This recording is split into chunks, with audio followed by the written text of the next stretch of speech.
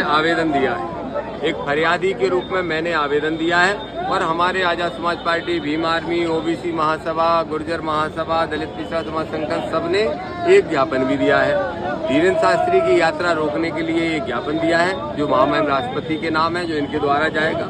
लेकिन हमने जो आवेदन दिया है वो एक प्रार्थी के रूप में दिया है। जब मैंने राष्ट्रपति जी को चिट्ठी लिख के धीरेन्द्र की गैर संवैधानिक यात्रा रोकने की मांग की थी तो इतना वो बौखला गए कि उन्होंने हरियाणा में सार्वजनिक मंच से हजारों लोगों के बीच में और धमकी देने का काम किया कि ठठरी बाहर देंगे और देख लेंगे।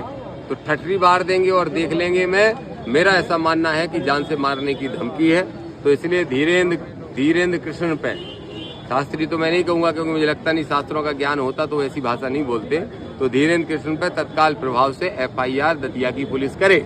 अब चूंकि हमने पेन ड्राइव भी दी है जिसमें उनका बयान है तो उन्होंने कहा कि हमें इसको जांच करना जरूरी है। मैं भी इस बात से सहमत हूँ क्योंकि बिना जांच के नहीं करना चाहिए। तो जांच कर लो और जांच करने के बाद कार्रवाई कर दो, अन्यथा हम कोर्ट भी जाएंगे लेकिन कायमी कराएंगे। 7 तारीख से उनकी जो यात्रा है वो प्रारंभ होनी है। देखिए, यात्रा हम लाठी लेके नहीं रोक सकते।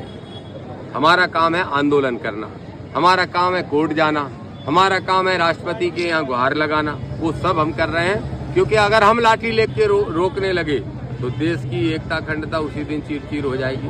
हम संवैधानिक लोग हैं, संविधान को मानते हैं। हमें पूरी उम्मीद है कि उनकी यात्रा कोर्ट के द्वारा जरूर रुकेगी।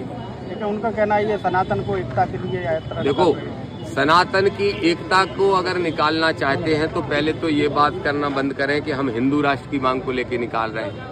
भारत एक हिंदू राष्ट्र बने, ये गैर संवैधानिक बात है, संविधान के अनुसार आप भी जानते हो।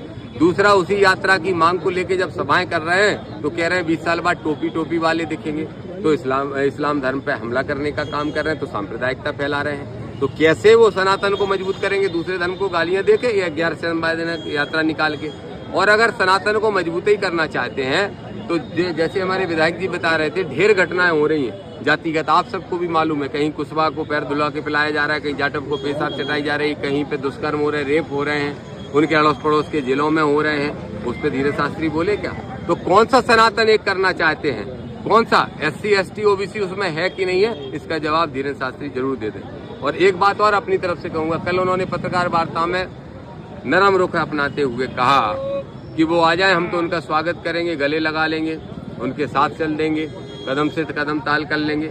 मैं ये कह रहा हूँ, मैं कल आ जाऊंगा धीरेन्द्र शास्त्री जी, मुझे किसी धर्म से, किसी आश्रम से कोई दिक्कत नहीं है। पर सबसे पहले आप स्वीकार कर लो कि आपके यहाँ जो भी इलीगल चीजें हो रही हैं उनको आप करना बंद कर दोगे। सबसे पहले तो गैर संवैधानिक यात्रा को या तो रोको या फिर कहो कि ये हिंदू राष्ट्र बनाने की मांग हमने छोड़ दी है।